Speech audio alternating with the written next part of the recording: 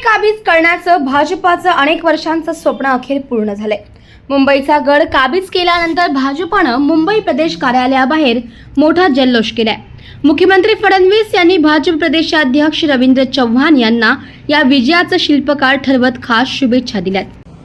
माननीय अध्यक्ष महोदय रवींद्र चव्हाण साहेब,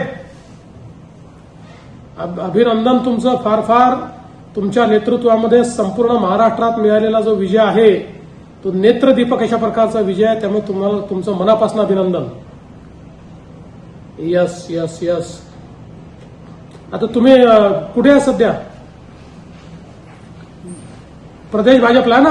हो, यस यस, येतो तिकडे आम्ही थोड्या वेळाने येतो। चला, खूप शुभेच्छा तुम्हाला। मुंबईतील 2017 आणि 2026 मधील आकड्यांवर एक नजर टाकूयात ग्राफिक्सच्या माध्यमातून। 2017 मध्ये शिवसेना 84, 2026 मध्ये शिवसेना ठाकरे 65, 2017 मध्ये शिवसेना शिंदे गट 29, तर 2017 मध्ये भाजप 82 आणि 2026 मध्ये 89।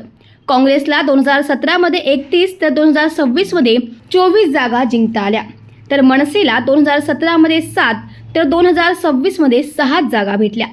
इतर पक्षांनी 2017 मध्ये 14 जागा जिंकल्या आणि राष्ट्रवादीने 9। 2017च्या तुलनेत भाजपच्या केवळ 7 जागा वाढलेल्या असतानाही भाजप महापालिकेतील सर्वात मोठा पक्ष ठरलाय।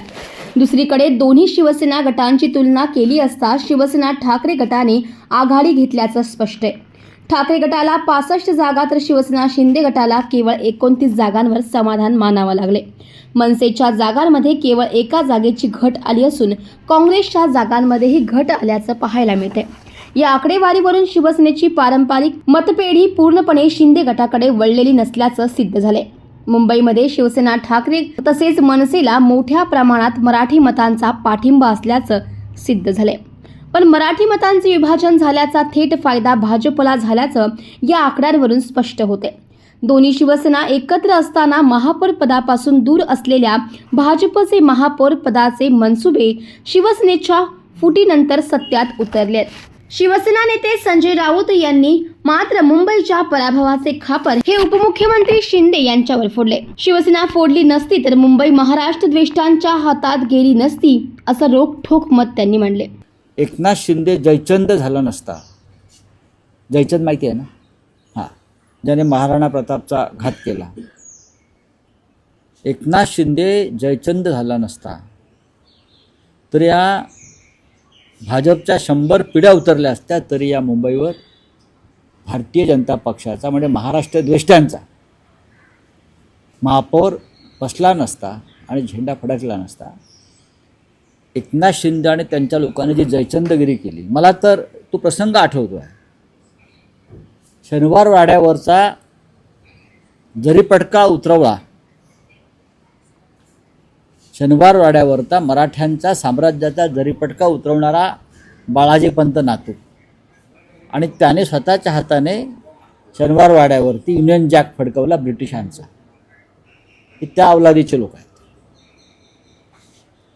ज्याने आपल्या मराठी साम्राज्याचा जरीपटका खाली उतरवला आणि त्याच हातानं ब्रिटिशांचा युनियन जॅक शनिवार वाड्यावर फडकवून इथे ब्रिटिशांच्या राज्याला, ईस्ट इंडिया कंपनीला इथे महाराष्ट्रामध्ये एक मार्ग करून दिला। त्या बाळाजी पंत नातू किंवा जयचंद यांच्या या अवलादी आहेत। या अवलादी नसत्या तर म्हटलं ना, मुंबईमध्ये त्यांच्या 100 पिढ्या उतरल्या तरी स्वतःचा महापौर करू शकले नसते, जे महाराष्ट्र दृष्ट्यांचा महापौर होऊ शकतो। हे महाराष्ट्राचं आणि मुंबईकरांचं दुर्दैव आहे।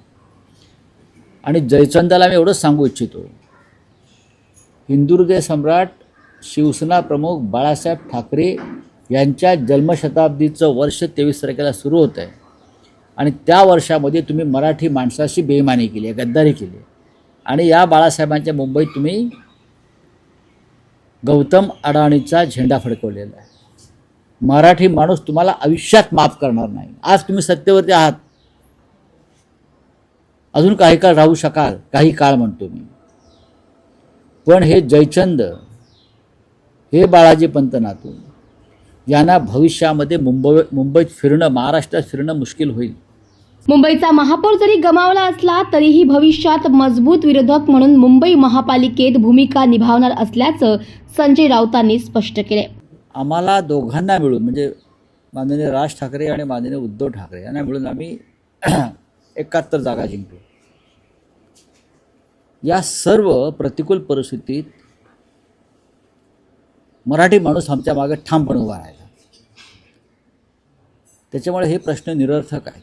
71 जागा या परिस्थितीत जिंकणं ही मोठी अचिव्हमेंट आहे. भारतीय जनता पक्ष आणि शिंदे गटाकडे 3चं बहुमत आहे.